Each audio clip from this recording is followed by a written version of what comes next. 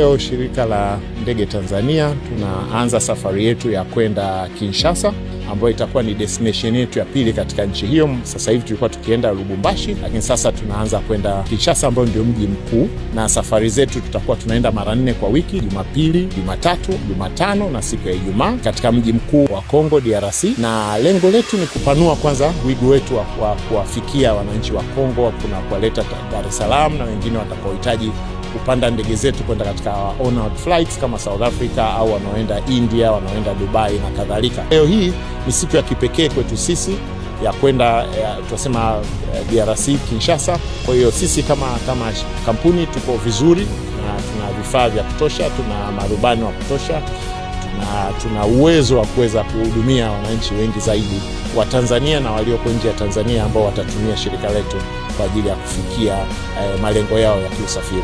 Asante.